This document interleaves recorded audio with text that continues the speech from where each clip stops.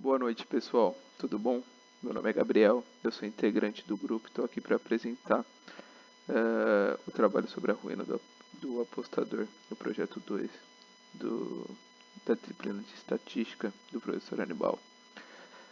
Em primeiro lugar, eu vou falar em que consiste o trabalho, para depois partir para a parte de programação, onde nós pegamos os conceitos aplicados tanto em aula quanto descritos nesse documento e desenvolvemos lá. A ruína do apostador consiste em um jogo em que há o sequenciamento de n-tests ou provas de Bernoulli, em que os resultados são 2, ganhar ou perder. E aí, consequentemente, a probabilidade para cada um desses testes. E aí a probabilidade de vitória a gente nomeia como P e, consequentemente, a de derrota dá-se como o total menos P. Ou seja, 1 menos P, que é a possibilidade de derrota. Essas probabilidades, como característica do jogo, não são modificadas ao longo dos n-tests e, além disso, os testes são independentes entre si. Outra característica é que o apostador começa com um saldo inicial e depois dos n-tests ele obtém um saldo final. E essa movimentação de saldo se dá por vitórias e derrotas, sendo que uma vitória consiste em mais uma unidade monetária no saldo do apostador e uma derrota diz respeito justamente ao contrário, menos uma unidade monetária no saldo do apostador. A ruína do apostador pode ser repetida m vezes com o intuito de se determinar a probabilidade de se terminar com uma certa faixa de valores para um saldo final. E assim será possível determinar, por exemplo, o valor de esse valor exemplar que nós usamos como exemplo aqui, que também será dado ao nosso grupo de maneira distinta, porque basicamente a gente vai usar o valor do nosso RA para obter as informações e desenvolver o projeto. A partir disso a gente pode partir justamente para a parte do equacionamento da distribuição binominal, que calcula a probabilidade de um valor determinado correspondente à contabilização dos cenários positivos em relação ao total. E outra forma de fazer esse cálculo, diz justamente ao modo como eu acabei descrevendo ele, que fala justamente sobre a contabilização de cenários favoráveis ao evento, enfoque em relação ao total de cenários. A partir disso, nós estabelecemos algumas variáveis específicas como maneira de embasar o nosso estudo. Em primeiro lugar, N como número de testes, P como probabilidade de sucesso, Q como probabilidade de insucesso, consequentemente, o total menos P, total menos a probabilidade de sucesso, X como número de sucessos em N testes, N menos X como número de insucessos em N testes, pois N é o número de testes, X é o número de sucessos em N testes. M como número de simulações, A como número de saldo final, mínimo de saldo final, e B como valor máximo do saldo final. O objetivo do trabalho, no fim das contas, passado pelo professor, é constituir um gráfico com M simulações da ruína do apostador, que vai ser apresentado por último, apesar de estar em primeiro plano na apresentação em Python.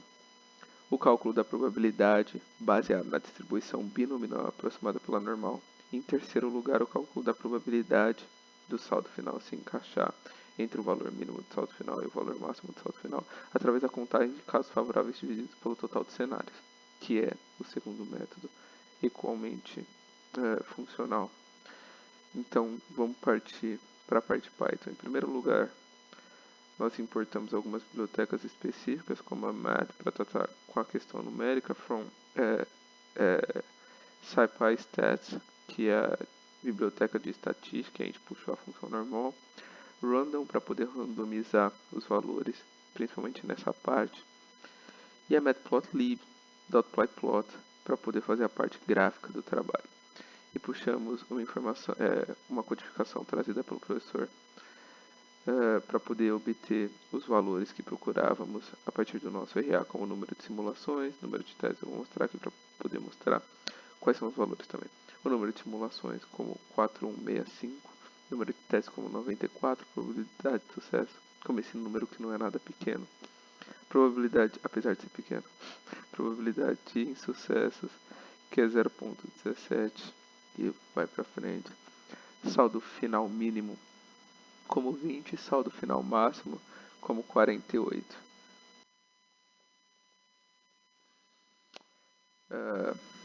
Eu acabei dando um corte para poder reiniciar meu computador e aproveitei justamente para já descer as informações passadas pelo RA e também conectar, não deixar o gráfico aparecer inicialmente para manter a linearidade da apresentação do trabalho. Agora a gente vai ver o cálculo da probabilidade, sendo que o saldo final está entre o valor mínimo e o valor máximo de saldo final, através da distribuição binominal aproximada pela normal, que é um dos métodos que nós vamos usar. Também tem um método comparativo que nós vamos falar depois.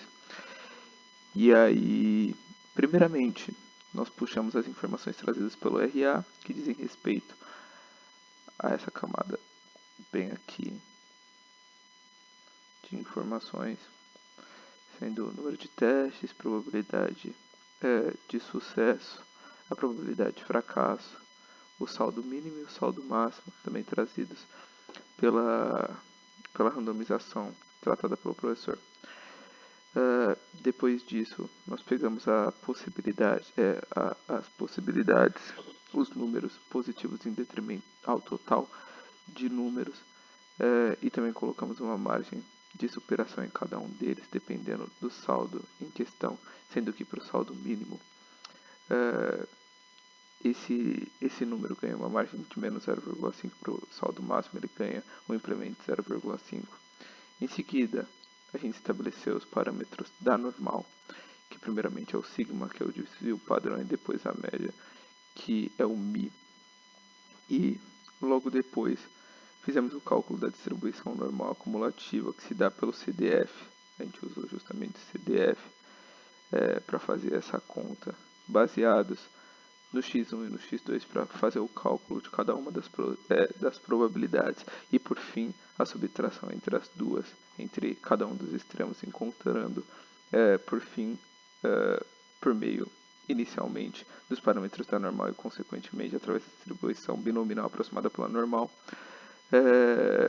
o valor da probabilidade, quando o saldo final está entre A e B, que com A sendo igual a 20 e B igual a 48, dá esse valor aqui, através desse método. Fora isso, pessoal, também tem um segundo método em questão que o professor menciona, que é o comparativo entre a quantidade de casos positivos e a quantidade total de casos, em que inicialmente a gente define uma função levando em consideração tais valores t, n, p, e aí estabelece que t igual a saldo, na verdade que t se refere a saldo, e cria um histórico com base no valor t inicialmente, e para cada i dentro do valor, isso daqui já é uma outra etapa, para cada i dentro do espaçamento entre 0 e um número n de itens, a randomização, a aleatorização de itens, de processos, de acordo com o número de itens, mas de acordo com o número de casos, o n, que aqui em cima, como nós podemos ver, é 94. E aí a gente criou um condicional de se o P for maior que o número de sorteio, então tal qual que o saldo será adicionado, e caso contrário, caso seja menor, o saldo vai ser reduzido. E isso daí é preso dentro do saldo aqui em cima, que está recebendo informações de T, e aí, consequentemente, tem um retorno do histórico que recebe informações justamente de T, que se modifica aqui conforme o passar do tempo. Depois disso, teve o estabelecimento de uma outra variável, contador, que diz respeito ao número de casos específicos de acordo com determinados condicionais que vão ser estabelecidos depois, e também a criação de uma lista vazia inicialmente para cada contador dentro do espaçamento de 0 e o número M, que aqui já foi estabelecido também como sendo 4.165, com saldo inicial 0, a aplicação da fórmula simula, que nós estabelecemos lá em cima, para determinar qual vai ser o histórico por trás, levando em consideração os parâmetros que também foram determinados pelo número do nosso RA. E aí, essa lista F aqui recebe a agregação com base nesse histórico que leva em conta a função simula. E aí também leva em conta o espaçamento dentro do próprio histórico e reduz por conta da margem. Também a reorganização aqui. Fora isso, tem a criação de uma lista de itens e para cada item da lista final, caso o i seja igual a 20 e o i seja maior ou igual a 20 e o i ao mesmo tempo seja menor ou igual a 48, tem a agregação desse valor dentro da tabela itens que inicialmente está vazia, nós colocamos aqui. Aqui é só uma questão representativa para ficar aqui embaixo, cenários favoráveis e total de cenários.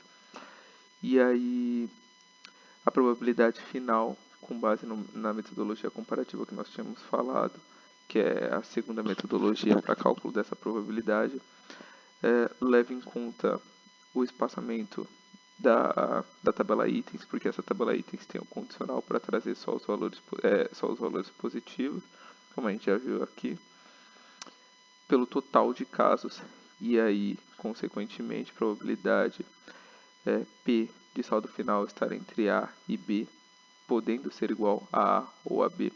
É esse valor aqui. Depois coloquei um erro cometido com a aproximação, comparando os dois valores e vendo a diferença entre eles. Por fim, mas não menos importante, a gente tem a parte gráfica, que é a final, e eu deixei ela por final justamente porque os outros fatores explicam a probabilidade e o porquê do gráfico ficar dessa forma.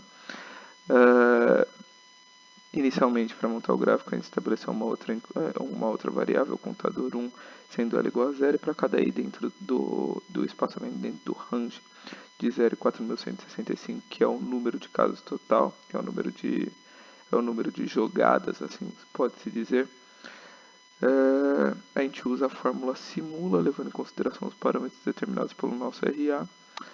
Também coloca um outro condicional, estabelecendo que esse espaçamento precisa estar entre 20 e 48, ou seja, ele precisa ser maior ou igual a menos 20, e ao mesmo tempo esse espaçamento precisa ser menor ou igual a 48. Caso isso aconteça, caso todos esses critérios sejam cumpridos, o contador ganha mais 1, ou seja, vai acumulando. E assim se estabelece o valor de x por meio dessa listagem. E depois, consequentemente, por intermédio disso, desenvolvimento de vários, afinal de contas, de várias possibilidades, afinal de contas, se trata de uma função for. Então, toda vez que estiver dentro desses critérios, vai ser repetido até chegar ao fim dela.